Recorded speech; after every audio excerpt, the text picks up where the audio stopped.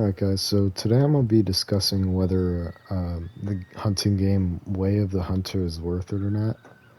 And I'm in the game right now. So this game is on the platforms PC, PS5, and Xbox Series X. I'm playing it on the PS5. So, um, I think this and one other hunting game are the only next-gen hunting games, really. Because for the PS5 and Series X, they're it's this game and Hunting Simulator 2. But I wouldn't even count Hunting Simulator 2 because Hunting Simulator 2 was originally a PS4 game and Xbox One. And I believe it released in 2018. And this game released in 2022. And there's also The Hunter Call of the Wild, which released in 2017 on PS4 and Xbox One, and has not been ported to PS5 or Series X, but you can play them through backwards compatibility. So, Way of the Hunter is $40, and in my opinion, it is worth it. I mean, I do enjoy hunting games a lot, but the vast majority of people would agree with me that out of all the hunting games, this is probably the best one. And this game released, like I said, in 2022, and it released in the month of August. So, and as I'm making this video in 2024, in the month of May, and they're still updating it. And the maps in this game are very, very huge. I'm on Nez Perce Valley, the starter one. They give you 2 maps to start off with. And then there's DLC maps. Each one is like $10. And I think there's like 3 or 4 of them. Like I said, they're still updating the game, so if you're watching this later, there might be even more. And there's a decent amount of content. Like there's a bunch of guns you could buy. I don't have some of these unlocked because I actually not accidentally. I reset my progress in this game on purpose because I just had everything and kind of just got boring. So yeah, as you can see, there's all of these things. Bows, rifles, shotguns, and even a crossbow. And they have binoculars too, and they have collars. And they also added, a few months ago, they added tripod stands that could help you hunt. And they added scopes in as well. Well, these were at launch, but there's actually a decent amount of scopes. And in the Hunter Call of the Wild, the one thing that game lacks, in my opinion, is scopes. There's not a lot of scopes to buy. There's only there's only really one or two good. There's only really one good scope actually for rifles. But in this game, you could use. There's like so many you can use, and they're all really help with your hunt. And there's also the bow sights too.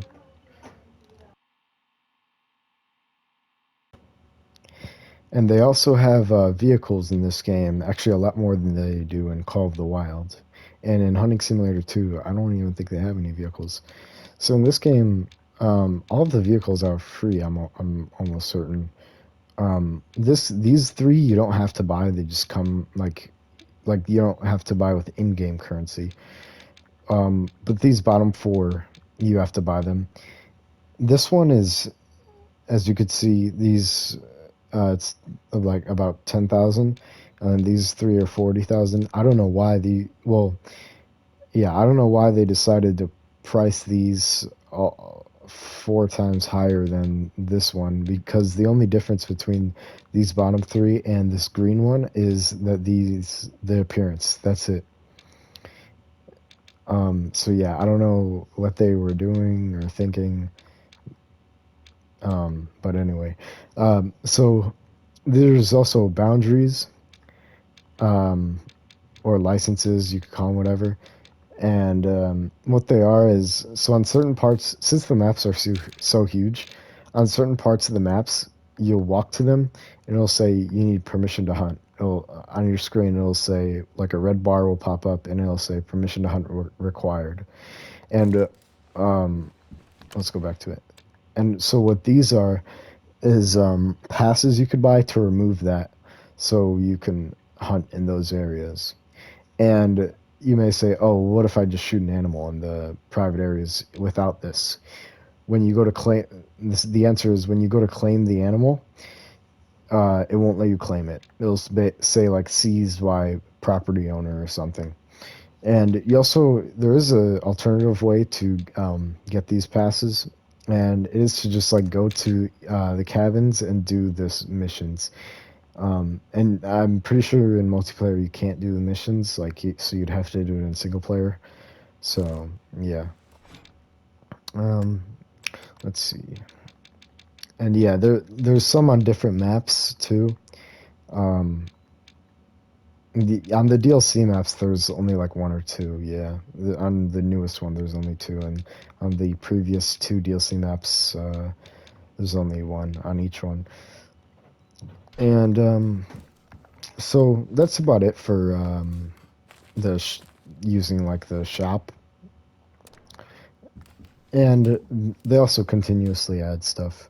Um, yeah, like I said, they update this game even today in May of 2024. So what you could also do is, so you in each map you have a trophy lodge, and it's the main lodge you spawn in. And so what you can do is when you kill an animal, it'll give you the option to either sell it or taxidermy it. And if you taxidermy it, it'll give you an option. Like, say I was to taxidermy a mule deer, okay? I taxidermy it and I want to put it in here. Taxidermy just means, like, have it as a trophy.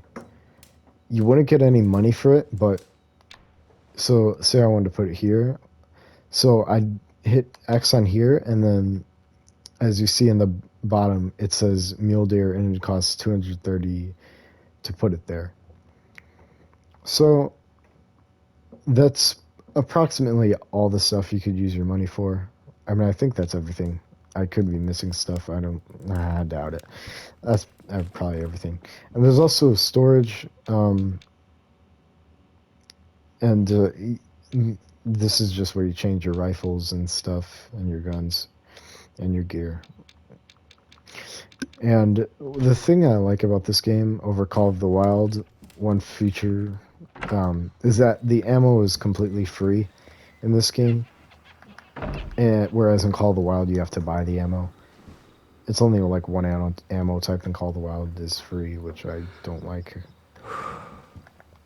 Because it's not, that free ammo type isn't for all of the guns. So I do like that, how ammo is free in this. And another thing is that switching the time is also free. But in Call of the Wild, you have to pay to switch the time.